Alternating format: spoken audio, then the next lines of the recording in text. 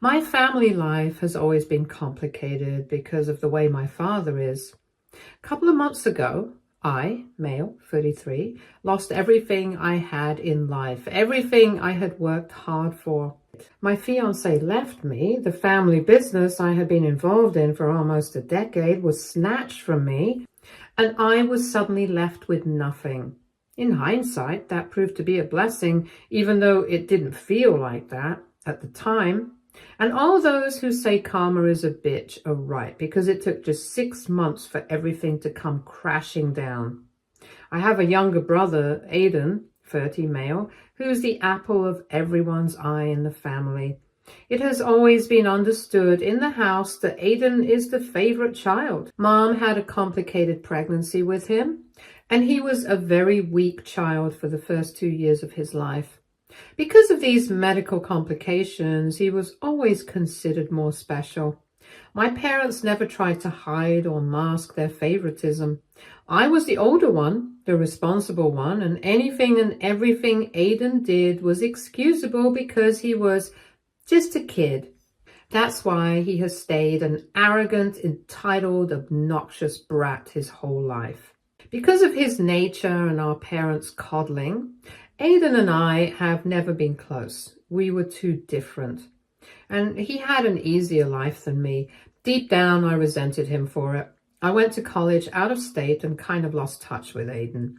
We used to talk maybe once in a while, but neither of us knew what was happening in the other person's life. I worked really hard through college because Dad said he wanted me to get involved in the family business. My dad had set up this company that makes closets and chests. It's not a huge fee, but we ship to a lot of states and the money's good. Dad always wanted me to take over eventually because I had shown interest in the business. I knew that even if I did all the work, I would have to share it with Aiden sooner or later. But that didn't bother me because I liked working for Dad. Once I graduated with my management degree, I started working for Dad straight away. This was a little over 9 years ago. At this point, Aiden was not at home. He was in college and had no interest in learning the business, so he stayed away for a couple of years. During this time, I met my now ex-girlfriend, Avery, female, 29. We hit it off and started dating soon after. We were together for 6 years. During my time at the company, we expanded both production and distribution, and profits increased by almost 30%. Dad was really happy with my work, and it felt like I was finally getting the recognition I had worked so hard for. A year and a half ago, Aiden came back home. He had been getting money regularly from Dad and had taken a huge sum to start a business of his own. But I think he blew through all the money and didn't have a penny left, which is why he came running to Dad for help. Things were tense between Dad and him for a while, but I knew better than to interfere. I knew that no matter what he did or how badly he screwed up, Dad would always be willing to clean up his mess. Within a few weeks, everything was back to normal. Dad asked him if he wanted to help me with the business, but he wasn't interested. Instead, he was allowed to just sit around and do nothing. This is when things started going downhill. I used to be busy at the office, and Avery had been coming home for years at this point. So it was probably around then that she and Aiden met and started a fling behind my back. Nobody knew this was happening, even though my father didn't outright condemn it once it came out. I know for sure he didn't know Aiden was involved with my girlfriend. I trusted Avery too much to suspect anything, and even though I knew Aiden was a brat, I never thought he would do something like this to his own brother. I was wrong on both accounts. I found out when Avery tearfully told me she was pregnant. Initially, I was happy, but then she said there was a huge possibility I wasn't the father and that it could be Aiden. It didn't go smoothly, and honestly, I don't have it in me to repeat everything she said. It took a lot of coaxing to get her to admit who the other person could be.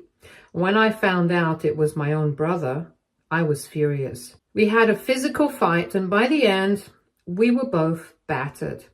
All of this happened at the house. Mom and Dad tried to intervene and get us to stop, but I was blind with rage. Aiden himself didn't know Avery was pregnant, and he was mad at her for telling me. Both of them insisted it was a one-time thing and that there was a huge chance the baby was mine. I was done with Avery, though, and there was no way I could move past this. Everyone tried convincing me otherwise, saying it would stay in the family and that I didn't need to throw away the relationship for a stupid mistake. But I didn't budge. To me, it wasn't a stupid mistake. Even if the kid was mine, I wouldn't have stayed with her. The resolution my dad came up with was something nobody could have anticipated. I think it was his last-ditch attempt to strong-arm me into normalizing things. But he proposed that Avery and Aiden get married since I was so sure the baby wasn't mine, and as a result, Aiden would get the company along with Avery. This didn't make sense to me because Aiden didn't know how to run the company. I think Dad thought Aiden would say no to marrying Avery, but to everyone's surprise, he said yes. None of us could fathom why he agreed, but now it's becoming clear. After that, everything was a blur. I moved out immediately and have been no contact with the family since. My mother strongly opposed the nonsense Dad and Aiden were trying to engineer, but nobody listens to Mom anyway. Avery and Aiden had a shotgun wedding 3 weeks later, and that was the last I heard of them. Until yesterday. All this while, I've been in hell. It's been 6 months since my life came crashing down. If I say I'm doing well, it would be a lie. I'm trying to cope, but it's tough. I've been left stranded, both personally and professionally. I spent so many years working for the company. I essentially have no other experience, and now I have to start from scratch. I did get a good job at a rival firm. I had no ethical issues trading business secrets because, well, why not? It's not like I'm going back to my family anyway. Dad made it abundantly clear that since Aiden was the one getting married and taking on a more responsible role, it made sense for him to get the company. I was furious when he said that, but little did I know their little fantasy would come crashing down so soon. Last night, I got a call from Mom. She sounded very upset, and I couldn't help but talk to her. She's been the only one to take my side, even though she coddles Aiden a lot. Moreover, she has respected my boundaries, even though she tried to stop things from spiraling during the Aiden-Avery fiasco. She's been caught in the crossfire unnecessarily, and I feel bad for her. Mom said Dad wanted to talk to me and begged me not to cut the call because they were in a bad place. She said I had every right not to help them, and it took a lot of courage for her to call, but she would understand if I didn't want to talk. Curiosity got the best of me, and I decided to talk. It had to be serious if Mom was behaving this way, and honestly, I wanted to see what kind of screw-up Dad was in. It was my turn to revel in his misery, just like he rubbed mine in my face months ago. What I found out was literal music to my ears. Dad was weeping on the phone, begging me to come back and save his company because Aiden had ruined everything and Dad didn't trust him anymore. Apparently, once Aiden and Avery got married, Dad tried to teach Aiden the ropes of the company in the hopes that he could replace me. Aiden tried hard, according to Dad, but gave up as soon as he got comfortable in his position.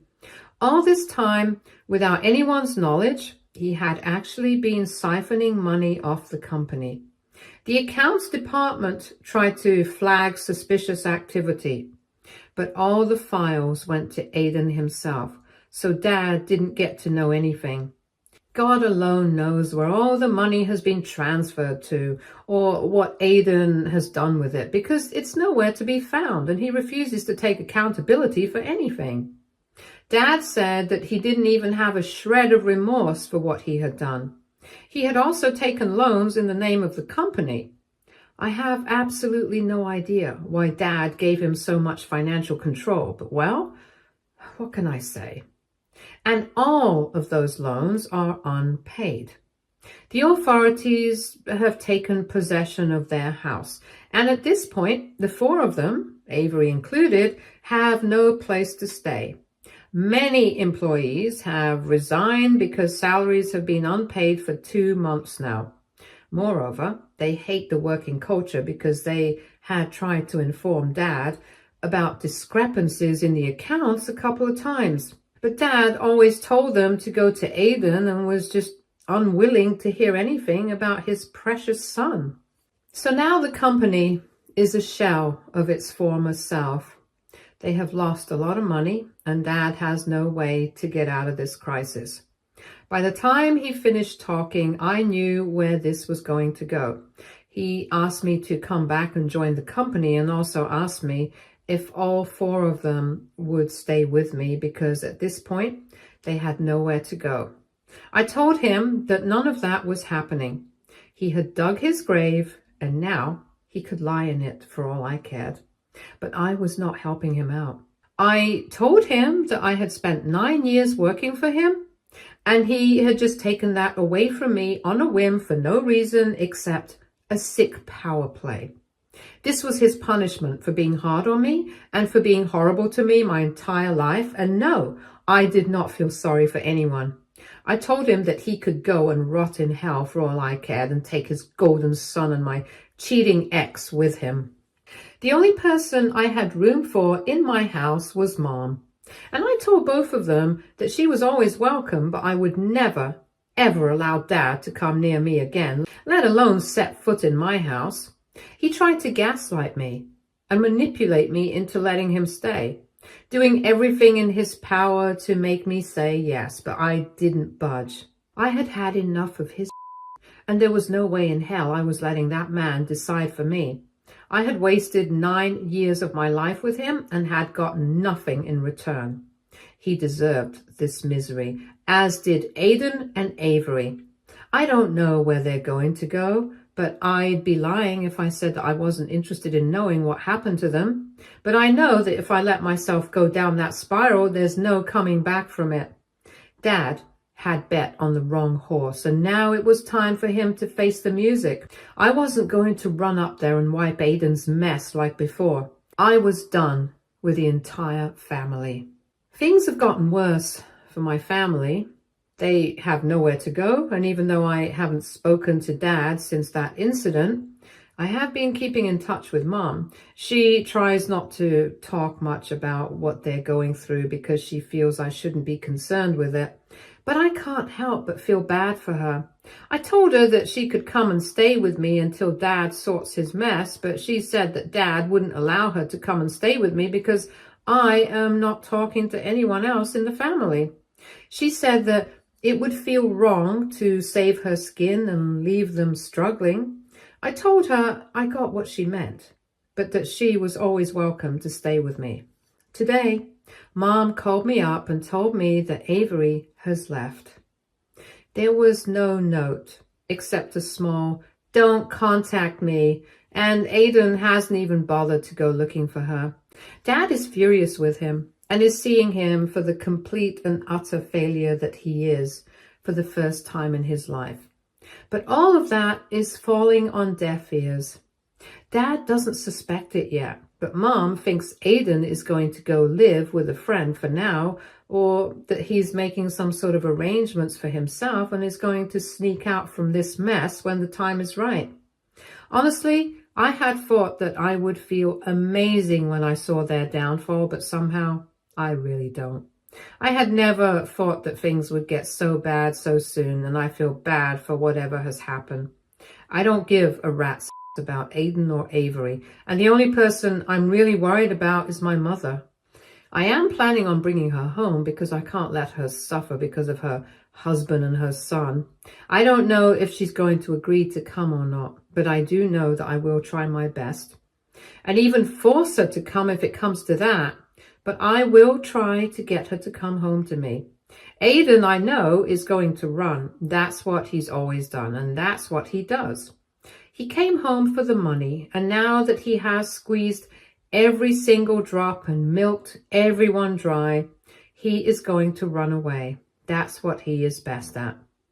That just leaves Mom and Dad. Dad, I know, I'm not going to help. I am more than willing to be there for Mom, but I have no idea if she's going to come without Dad or not. I know me not getting Dad along with Mom will cause a lot of drama, but I am willing to tolerate all of that. I just don't want my mother to suffer any more than she already has. I know it has been a long time since I've updated, but has gone down in the family, and I'm out of this drama for all time to come.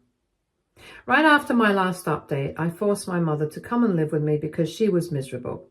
I told her that if she had to suffer and feel bad, she could very well do it from my house rather than do it homeless. She was resisting my efforts because she didn't want to leave Dad behind, but I got her nonetheless. I think that was my biggest mistake. I should have taken her no for a no. Aiden left soon after, and there was no news of Avery anyway. The initial adjustment with Mom was a little tough. Dad kept calling her and she kept declining his calls, and while I knew it affected her, I also knew that this was for the best. What I didn't know was that this was their plan all along. A week into her moving here, she came to me sobbing. She said she had a horrible dream about Dad being in danger and that she just had to talk to him once for her peace of mind. I was reluctant and against the idea because I know Dad is a manipulative piece of shit, and I knew he would try to convince her to talk to me and let him stay. But Mom was in a pathetic condition and there was no way I could stop her from talking to Dad. She called him up, and I don't know what happened or when it happened, but she seemed better after the call. The thing about my family was that when I had left home, I had initially crashed at a friend's place for a while and then rented my apartment, so nobody knew where I lived. I had wanted it to be that way because I didn't want more drama in life. Getting Mom in the house was potentially dangerous, but I trusted her enough not to spill the beans to anyone. I was wrong, and I have learned never to trust anyone again because everyone I trust betrays me. 2 weeks ago, I had Dad at my doorstep. I had no idea he was about to come, and had I known, I would have kicked Mom out as well. And he came into the house when I was at work. By the time I came back home, Mom had let him in, tucked him in, and all his stuff was unpacked. I couldn't believe my eyes when I saw both of them sitting in my hall. I entered, saw them, sighed, and went out to blow off some steam. I knew this was going to be long and hard, and I was too angry and shocked to say anything for a while. I drove around for an hour before I came back. I didn't utter a single word because I knew it wouldn't have gone anywhere. I just started packing Dad's stuff. He got up and started yelling at me, and in my own home too, that this is not how one should treat family and that I needed to take care of them in their bad times. I tried to ignore him. I really did, but after a point, I exploded. There was a lot of yelling and name-calling, most of which was so brutally rage-induced that I don't remember anything I said. I'm just thankful I didn't end up throwing hands because I was dangerously close to it a couple of times. Mom was crying in the corner, begging me to rethink and just let Dad stay for a few more days. But I said I was not having it. I packed his stuff and started packing Mom's stuff too, and that was when she realized I was being serious. She said they would leave the next day and that I couldn't throw them out in the middle of the night. I told her I could, and that was what I would be doing. I packed all their stuff, and all this while Dad was trying to physically block me, so the packing took a lot longer than expected. By the time I was done, it was close to 2 a.m. Mom kept on saying she would leave first thing in the morning and to just let them sleep here for the night. I didn't want to say yes, but I also couldn't just throw them out at 2 a.m., so I told them that before I was awake the next day, I wanted the two of them gone, and if they ever tried contacting me again, it would not end well for either of them. Dad chimed in and said he had an offer for me. He said he was willing to give me a 51% stake in the company and that he wanted me to rejoin so that we could work as partners again. He said it was much better working as a boss than working on someone else's salary. I told him there was no way in hell I was going to join a sinking company. I told him I knew the real reason behind why he wanted me back. Both he and the company were screwed, and he had no other way to crawl back from the hole that he, or rather Aidan, had dug. What Aidan had done was a monumental mess, and none of his old employees were there to help save the ship. I said I knew this was not a peace offering or an offer for reconciliation. It was an egotistical offer of a failed but arrogant man who did not know what else to do to save his own. Dad's ego was bruised, and he started yelling at me, but I told him to shut his trap or I wouldn't even give them the mercy of 6 hours in the house. That shut him up real quick. I hadn't expected it, but by 8:30 a.m. the next day, both of them were gone. I blocked their numbers the moment I woke up and saw they weren't here. But I knew this was far from over, and I was right. It has been 2 weeks since they left, and Dad has come home every single day to talk to me and get me to consider his offer. Every day he dresses even more shabbily, maybe to elicit an emotional response from me. But I'm done with these games. 2 days ago, I told him that I had been gracious about the entire situation for the longest time, but now he was getting on my nerves. I said I would call the police and get a restraining order against him if he didn't cut the crap. I was done playing nice, and if this didn't stop, I would stoop to his level and play some offense. And with a record like that on his profile, there was no way he was getting any of his reputation back.